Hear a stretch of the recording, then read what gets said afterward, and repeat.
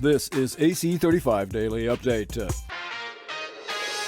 Stronger winds are made for a rough and tough Tuesday in Bermuda at the Louis Vuitton Challengers Playoffs. The Kiwis win one and crash one to go 3-1 on Great Britain. In the other semi, Japan equals that score with a 2-0 on Sweden.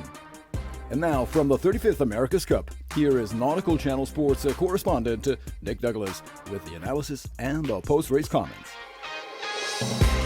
Hi Nautical Channel Sports fans, this is Nick Douglas, the Sailor Girl in Bermuda after an exceptionally eventful day out on the race course. The second day of racing for the Louis Vuitton America's Cup Challenger Playoff semi-finals was incredible. Before racing even started, Emirates Team New Zealand had already headed back to the shore to try and repair damage to their wing. What resulted was them completely craning their boat out and changing to their spare wing before heading back out to the race course. Meanwhile, we had the third race of the semi-finals between Artemis Racing and SoftBank Team Japan underway under a small delay, given that conditions were gusting up to 26 knots, but with an average of 22 to 24 knots, with that upper range being 26 knots.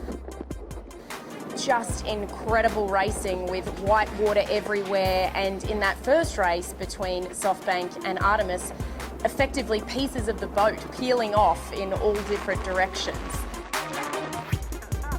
Then on to the second race. Effectively, Emirates Team New Zealand were late for the start as they sailed straight out from the harbour and straight into the sequence. They managed to enter on time and cross the line, and then come from behind to defeat Land Rover BAR and take a win in what Pete Burling said was a win for their shore crew. Following on from Emirates Team New Zealand's near impossible win, SoftBank Team Japan and Artemis Racing were up on the starting block again for their fourth semi-final match.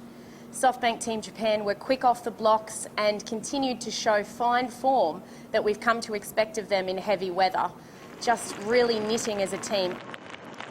I spoke to Dean Barker about just how much the SoftBank Team Japan camp may have learned from their what seemed to be a loss in the qualifying series. Well, yesterday I think you showed everybody that you were a real player in this game, and today to hold it together in all but survival conditions. Yeah, well, I think, we sit there knowing right now we could be on 4 if, things had gone a little bit differently yesterday, but it's a huge amount of confidence for our guys, and the qualifiers weren't that sort of, weren't that rewarding for us in a number of ways, but the lessons we learned there, I think, have made us much stronger now, and I think we can only get better from here. Artemis Racing found it difficult to even bear away at the first reaching mark, and from there they gained a penalty, which went on to be a double penalty. And there was quite a bit of aggression on board as we watched the boat struggle to slow down in the conditions, doing, almost 40 knots on the run, and just white water going everywhere. Those goggles that we've come to expect of Nathan Outeridge, the skipper of Artemis Racing, I had to ask him about where they had gone to, so in my little chat with them after racing. It got quite cloudy and dark, so I had to peel them off for the second race, but I kind of wish I had them on because there was plenty of white water. But struggling with the confidence in the boat, and we had a bit of a crash in the lead up to that race and spent a good period of time just trying to, put the boat back together again. It was mostly cosmetic stuff, but as the racing went on, there was more bits and pieces of fairings sort of falling off, and I think that was the same happening on everyone else. But these boats are incredibly fragile, and it just made our life a bit more difficult than we needed it. We're happy with how the boat's going in general. Today was obviously a tough day, and we'll review what happened today and make sure we're better prepared for stronger winds. Into the final race of the day, and Land Rover BAR's Ben Ainsley had no choice but to get a little bit more aggressive in the start sequence, holding Emirates Team New Zealand up until it was all but go time.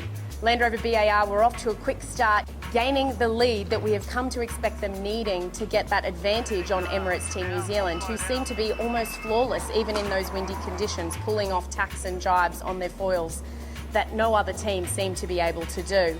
What eventuated as Emirates Team New Zealand bore away during that start sequence was a massive pitch pole, and then everybody scrambling to see the heads on board and check that everybody was safe. We spoke to Pete Burling just moments ago in this very room about how it felt to have what seemed to be one of the toughest days at the office a team could have, from changing out their wing to then an exceptionally extreme capsize. Well, it's definitely, a massive effort by the shore crew to get the boat back out there for that first race. It was something that, I think everyone pulled together really strong to make that happen. Everyone was out in the forecourt working to try and get us back out there, and I think we only made it with a couple of minutes to spare. So. Boats are definitely on the limit in those kind of conditions, and you're definitely trying to play it safe, but obviously we got a little wrong in that one. So it's really tough break, but we're pretty resilient as a team, and I think the guys will show that over the next day or so. I think it's the first time someone's really pitch bowled one of these boats, and we're just kind of waiting up there, looking around, checking everyone was safe. Obviously I was really glad I could see Glenn and Simon in the cockpit in front of me, and looked around the side, you could see Andy, Josh and Blair out the back. So I think that's definitely the priority in those situations is making sure everyone's safe and well, and everything else can be repaired. Conditions are looking even scarier out on the Great Sound here in Bermuda, so it is not expected that racing will take place, but it is yet to be officially postponed. We will have to wait and see. Artemis Racing now have to make a move on SoftBank Team Japan, as SoftBank Team Japan only needs to win 2 more matches to move through to the Louis Vuitton America's Cup Challenger Playoff Final.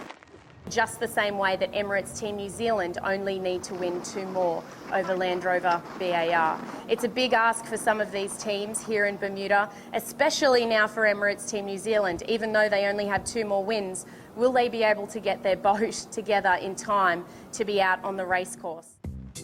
My name's Nick Douglas, known as the Sailor Girl, and I'm here in Bermuda for the Nautical Channel, and we'll be keeping you posted on what is turning out to be an extreme and amazing regatta.